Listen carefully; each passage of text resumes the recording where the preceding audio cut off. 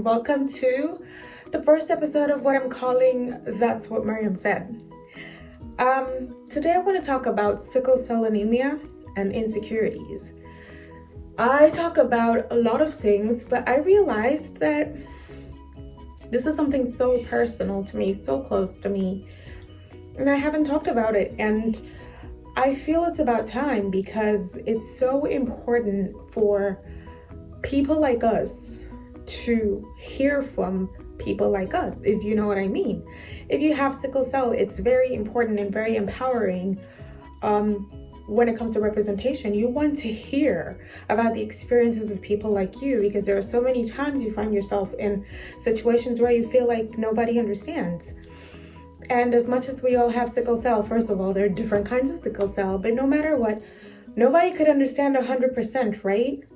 Because our experiences are so unique, so different, so varied. So nobody could understand 100%, but it's nice to hear from someone, to see someone like you and hear about their experiences. I think we are, as human beings in general, dealing with so much.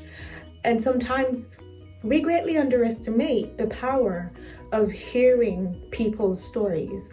I'm a believer of the power of stories. So here I am, I'm not really telling my story, but it's September is World Sickle Cell Awareness Month, the whole month, and I thought that's a great time to talk about sickle cell and insecurities. So first of all, life comes with its own insecurities, but sickle cell adds a whole thick layer to that, because sickle cell affects us physically and otherwise. So it affects our insecurity about our looks and other things, our capabilities, our emotional stability, just so many other insecurities that come with that. So personally, I've dealt with insecurity related to sickle cell. For me, I think the biggest, because we have characteristics, right?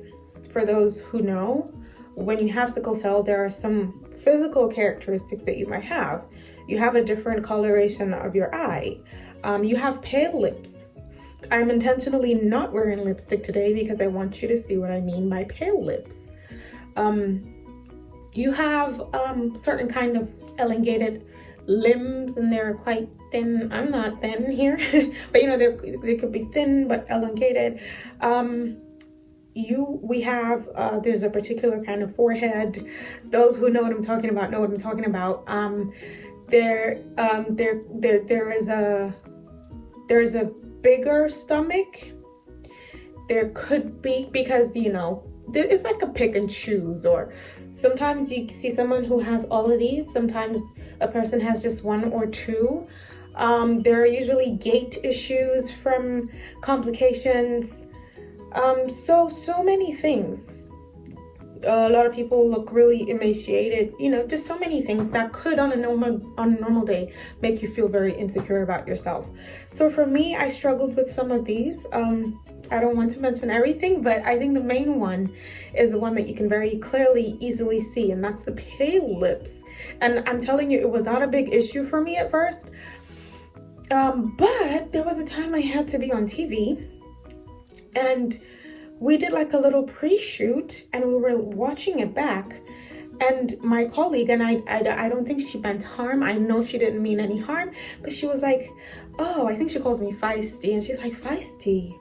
I'm not liking your lips. Like, she wasn't telling me, she was telling me about how it looked on camera. She's like, I'm not liking your lips on camera. Like, something is off. And it clicked in my mind, it's the pale lips. To me, until then, it wasn't really an issue. I knew I had pale lips.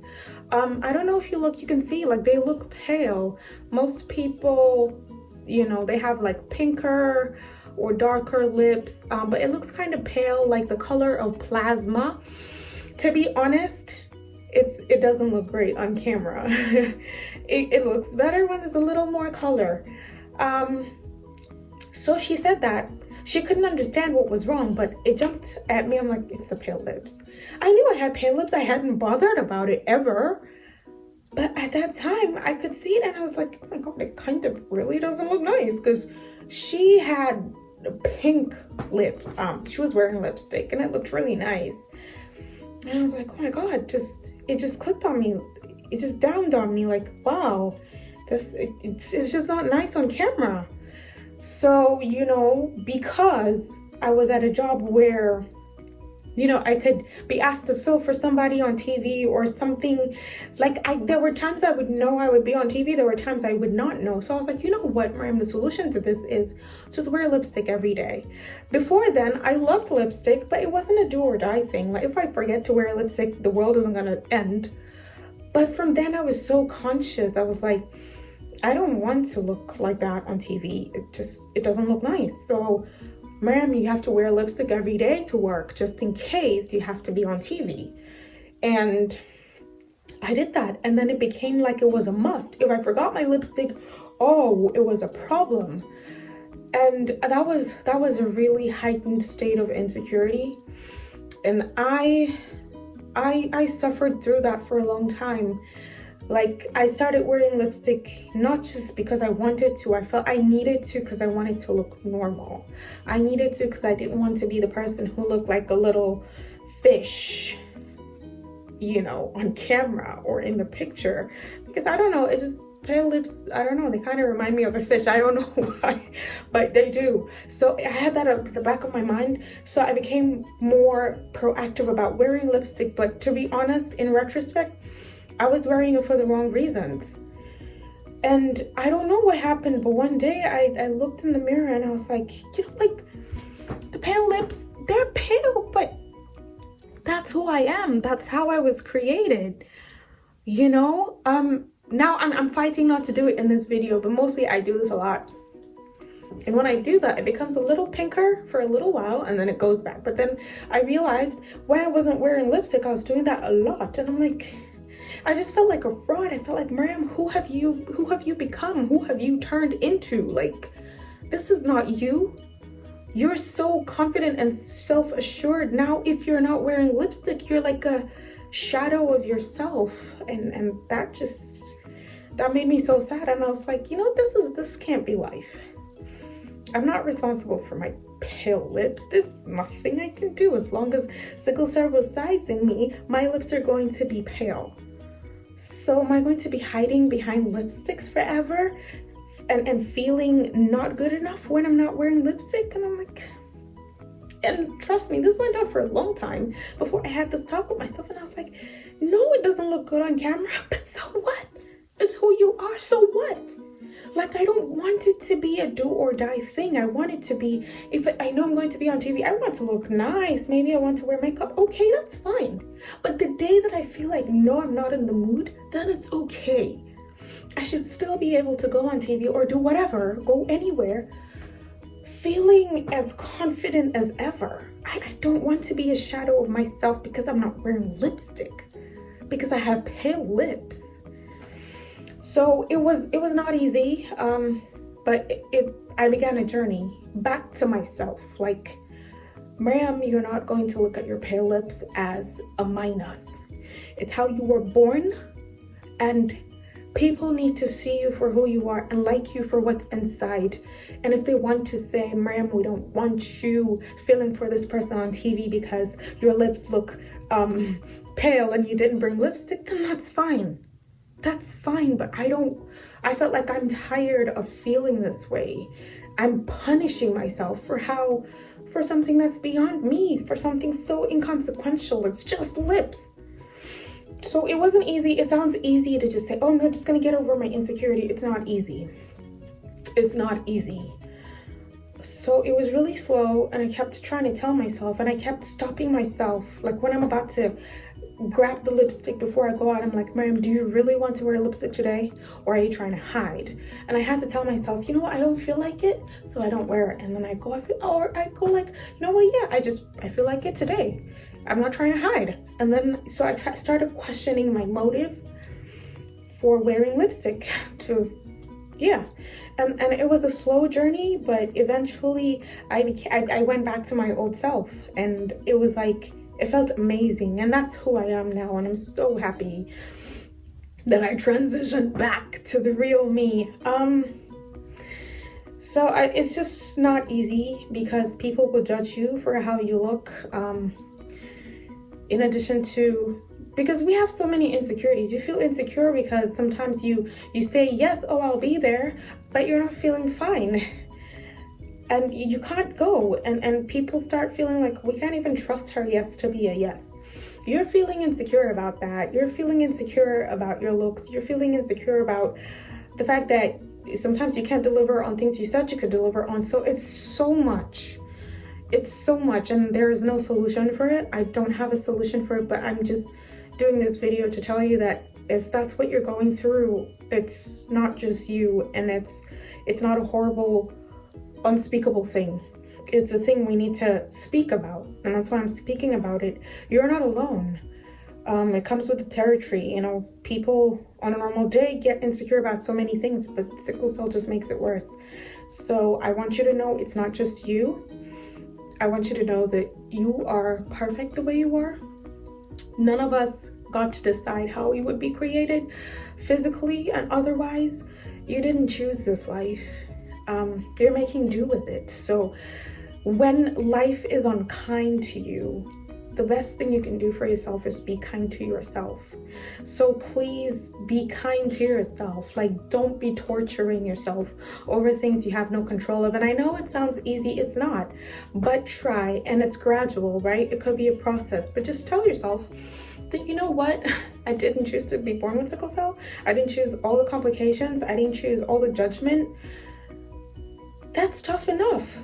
I am not going to punish myself. I'm going to love myself. When I look in the mirror, what I see is the body that I came with, and I'm going to love it, and I'm going to be proud of it. And whoever has a problem with that, then it needs to be my purpose to get them out of my cycle. It's very important that we not keep putting ourselves near people who diminish us, who make us feel bad about how we look and who we are. It's already hard enough.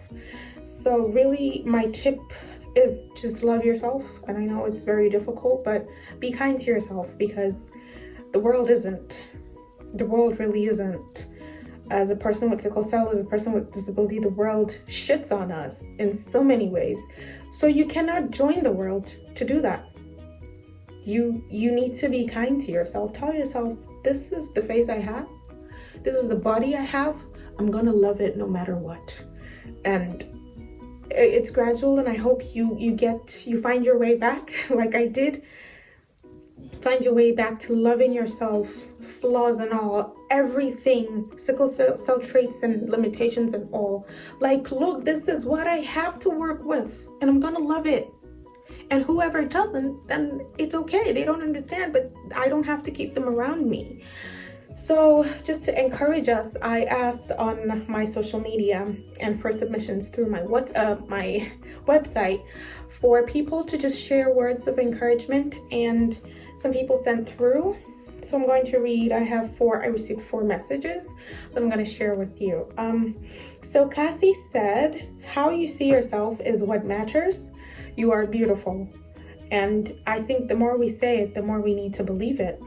Beauty is in the eyes of the beholder, right? So if you tell yourself, this is what I see in the mirror and I like it, instead of focusing on changing it, I'm going to focus on loving it.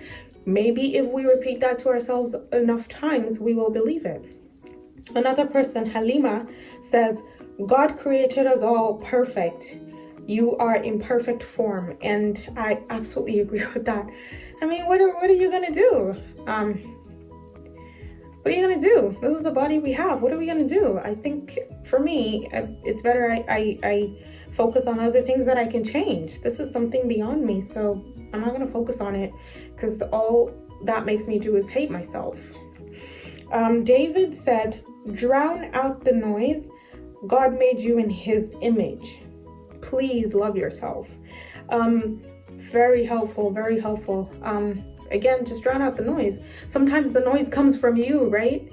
So you have to be very careful what you tell yourself when no one's listening. Tell yourself you matter and you're perfect and you're beautiful, and God creates perfect beings and you're perfect. Drown out the noise if the noise is coming from you or not. If it's not helpful, just drown it out. And finally, Monica said, please love yourself no matter what. And she added, please. So I decided to read these because just to show us that there are people out there, and these are people that I don't know and that they don't really know me and they don't know you, but they took out time from their lives to send an uplifting message, and I hope that helps in some way. And it's not easy, and you don't have to have the answers, and you don't have to magically fix it, and fighting insecurities is so difficult. But you know, I'm rocking my pale lips to encourage you because it's not easy. I know a lot of us make it so easy because that's all we've known all our lives, fighting. So it looks so easy, but it's not. So I'm encouraging you. I do love my makeup sometimes. Sometimes I'm just not in the mood for it. But today I specifically said I'm wearing none of that because I want you to see that I'm rocking my pale lips. And I swear to you, I feel as confident as I feel when I'm rocking my crazy lipstick or not. And just to encourage you, if you love lipstick, please wear it, but just check your reason. I didn't like myself when I was hiding behind lipstick. I was wearing it else I didn't feel complete. Now I wear it only because I want to. So I hope that we find the strength to be kind to ourselves, to say positive things to ourselves, and to fight our insecurities. Yeah. So you're not alone, and please be kind to yourself. You are beautiful, and if they ask you why, tell them that's what Miriam said.